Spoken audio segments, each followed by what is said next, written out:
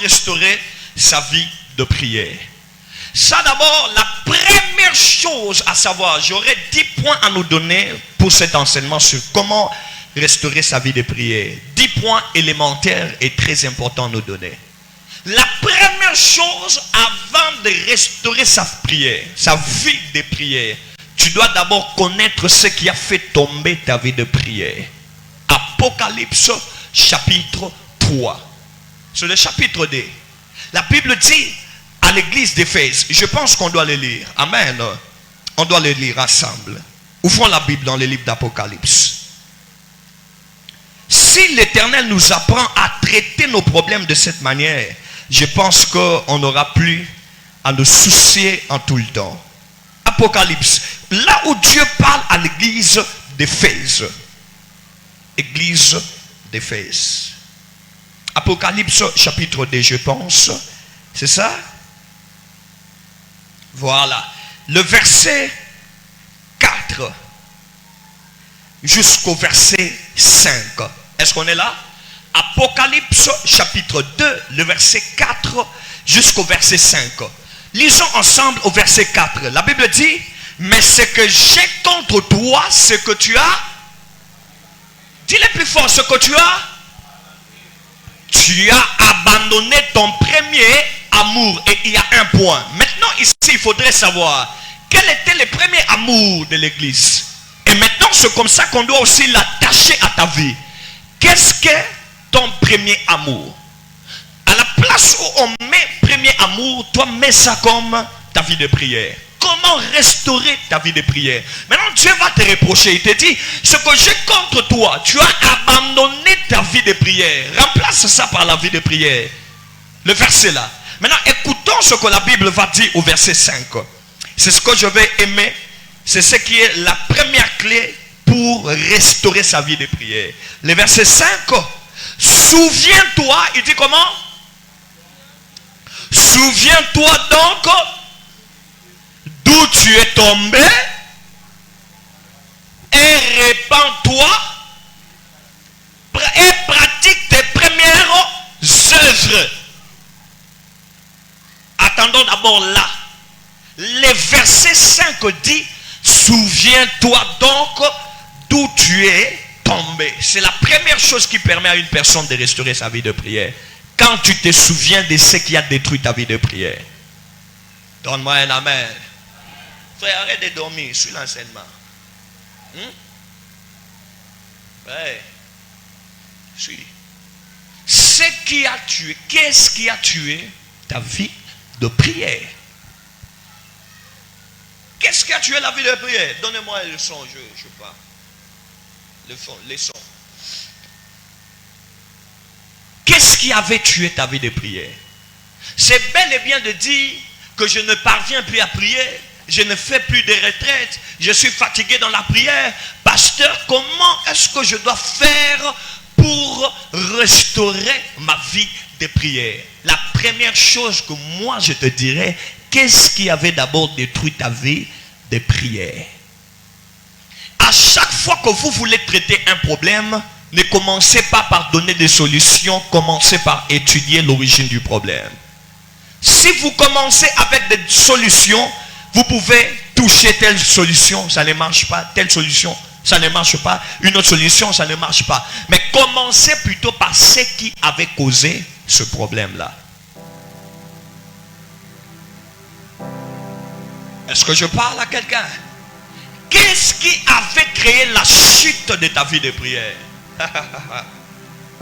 Quelqu'un doit bien m'écouter à cette soirée. Alléluia. Qu'est-ce qui avait fait tomber ta vie de prière? Restons calmes.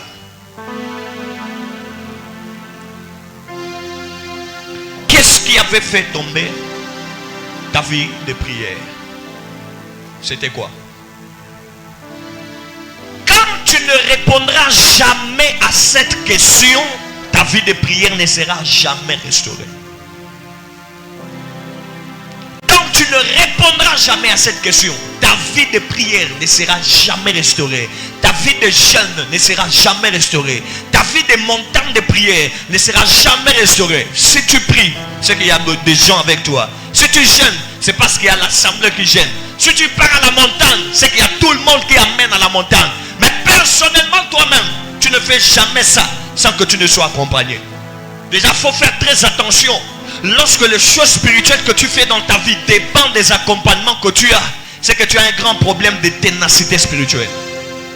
Donc pour prier, il faut qu'il y ait des gens à tes côtés. Pour jeûner, il faut qu'on te donne une recommandation. Pour aller sur la montagne pour prier, il faut qu'on organise ça dans l'église. Toi-même, tu n'es pas capable d'organiser ça.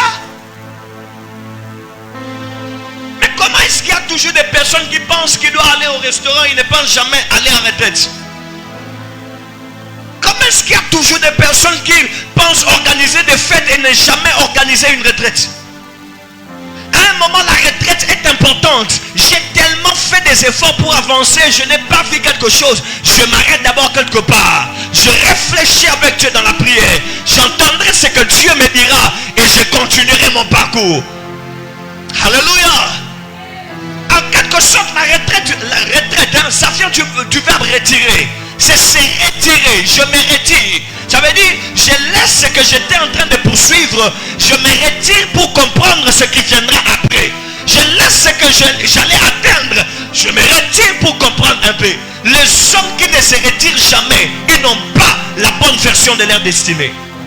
Il n'y a que les gens qui se retirent de quelque chose pour prendre le temps de réfléchir et se relancer encore. Même en français, on le dit, pour mieux sauter, il faut apprendre à reculer. Il y a des personnes qui vivent de bonnes relations aujourd'hui parce qu'ils s'étaient décidés de se retirer pendant un moment. Je reste d'abord comme ça. Le temps que je dois étudier, si je dois encore prendre la décision de continuer. Quelqu'un me donne un amen. La plupart des personnes avec des relations stables, frères et sœurs, ce sont des personnes qui se sont toujours retirées à un moment donné des relations. Mais la plupart des personnes qui t'attendent, ils ne prennent jamais le temps de rester seuls et réfléchir. Quelquefois, la solitude est bonne. Elle te permet de comprendre toi-même et de comprendre ta vie. Parce que dans la solitude, tu ne rencontres personne. Tu ne parles jamais des histoires de quelqu'un. La seule chose qui te monte en tête, c'est tes affaires à toi, tes défauts à toi, tes efforts, tes pertes et ce que tu gagnes. C'est tout ce qui te monte quand tu es seul. Je vous dis la vérité, personne quand il est seul, il pense à d'autres personnes. Il pense à lui-même. Il calcule sa vie parce qu'il s'est retiré. Je me retire un moment. Je réfléchis un moment. Je pense à certaines choses pendant un moment. Je ne fais plus les choses en désordre parce que je ne suis pas un petit garçon. Les personnes qui ont toujours la tendance de se retirer, c'est les personnes qui veulent mieux comprendre leur avenir. Et ceux qui ne se retirent jamais, ce sont ceux-là qui affrontent l'avenir sans intelligence ni sagesse.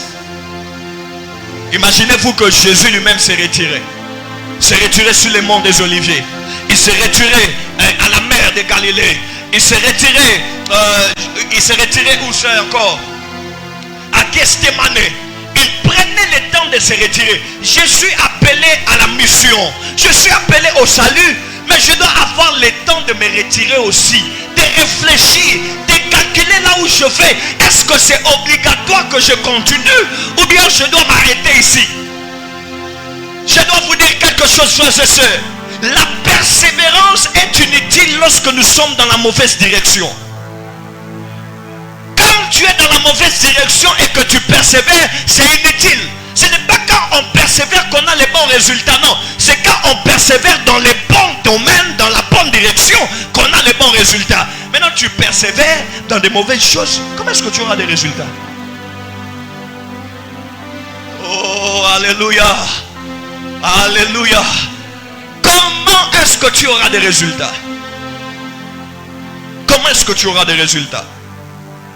J'aimerais dire à quelqu'un, ça ne sert à rien de forcer l'avenir. Mais si vous devez méditer pour comprendre ce qu'il vous faut réellement et ce qu'il vous faut vraiment. Je vous le dis ce soir. Ayez le courage de vous retirer des fois dans certains domaines. Les relations qui ne marchent pas, retirez-vous d'abord, prenez le temps de réfléchir. Les choses même du travail qui ne marchent pas, retirez-vous, prenez le temps de réfléchir. Les jeûnes, ces prières et les retraites qui ne produisent pas. Comment ça? Comment est-ce que la prière ne peut pas produire? Comment est-ce que ça s'explique? Soit on a mal prié, ou soit on ne comprend pas réellement qu'est-ce que c'est la prière. Un moment de retraite dans la présence de Dieu, ça te permet d'entendre clairement la voix de Dieu que tu n'entendais pas quand tu étais embrayé par les objectifs à atteindre. Ce qui détruit notre vie de prière, c'est les premières choses qu'on faisait au départ pour se maintenir dans la présence de Dieu. Quand on les abandonne, on devient expert en christianisme. Je ne prie pas, je dors. Je ne jeûne pas, je ferai des miracles. Même quand je ne cherche pas Dieu, Dieu est omniprésent, il est déjà là. Dieu est là. My God. Je n'ai pas le temps d'aller à l'église. Je vais mettre un méga pour suivre ça en direct. Aïe, aïe, aïe, aïe. Ouais. Il y a des gens comme ça. Non, je n'ai pas à l'église, je n'ai pas le temps. Et je suis occupé par le travail. Et je suis malade. J'ai des maux de tête. Mais auparavant, tu venais à l'église avec des fièvres, avec moi qui suis na poche, moulangama ina poche aujourd'hui, moulangeto tché. Tu viens prier. Mais maintenant, quand tu as des petits douleurs, des petits maux de tête, aujourd'hui on a dit babambio librique na mutu passi. On a raté na manette mutu so bimalbanda. Pourquoi? Parce que quelqu'un commence à se donner des raisons pour ne pas prier. Mais avant, tu te donnais des raisons pour toujours prier. Frère, faites attention à tout ce qui vous régresse spirituellement. Même quand c'est l'amour, il faut refuser les amours qui vous ramènent en arrière. Babolingo moko inutile. Babolingo ezo misara bato na singa. Nde babolingo yo mono kangama nango na vina. Oko kende liboso te ko kufa inutile. Connaître la chose qui avait détruit ta vie de prière. Connaître ça. Même à l'hôpital, avant de traiter une maladie, on commence d'abord par diagnostiquer. On ne peut pas dire parce que tu as la fièvre, on doit te donner le chemin qui dit. Non, parce que tu as des maux de tête, on doit te donner de... Non. Avant de traiter un cas, on commence d'abord par examiner pour comprendre quelle est la chose qui te dérange exactement, c'est quoi? Il y a des personnes aujourd'hui qui veulent restaurer leur vie de prière alors que leur vie de prière a été tuée par l'entourage. Maintenant comme ça, pour restaurer la vie de prière, tu as deux choix. Soit ton entourage se convertit ou soit toi, tu quittes l'entourage. Qu'est-ce qui a tué ta vie de prière? Non, la femme que j'ai reçue, c'est une femme, c'est bon. Mais maintenant, comment est-ce qu'elle ne te permet pas d'avancer dans la vie de prière? Soit on fait un choix, soit on reste dans l'amour sans Dieu, ou soit on brise cet amour pour récupérer la présence de Dieu. Ah oui, je vous le dis ce soir, ce sont des vérités que des fois si on ne dit pas à l'église, on aura du mal à avancer. Frères et sœurs, on doit le dire. Dis à ton voisin, on doit le dire.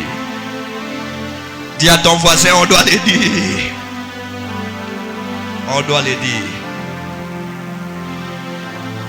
On doit le dire. Qu'est-ce qui a tué ta vie de prière?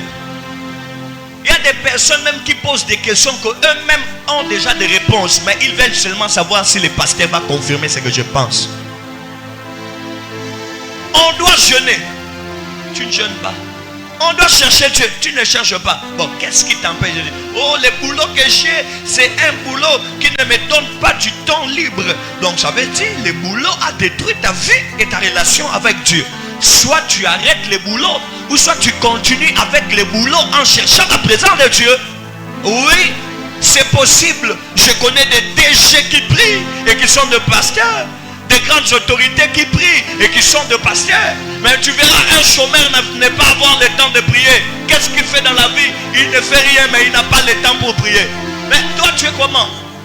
Les gens qui travaillent, qui sont le matin et qui reviennent la nuit, ils ont le temps de prier. Mais toi qui n'as rien à faire, tu n'as pas le temps de prier. Tu es un sorcier. Il faut être un sorcier. Passer ta journée dans les balades et puis à un moment tu dis Wapi Nzambe, Nzambe Abakoko, Wapi Nzambe, Wapi Nzambe. Dieu est là. Dieu est là. Mais il ne faut pas blaguer avec Dieu. Ne blague pas avec la prière. La chose qui a délivré Daniel. La chose qui a délivré Daniel. La chose qui a délivré le peuple de Dieu. Et tu penses que c'est là la chose que tu vas blaguer avec ça et tu penses que tu vas aller loin. Non. Avant de restaurer ta vie de prière, cherche à connaître qu'est-ce qui avait combattu ta vie de prière.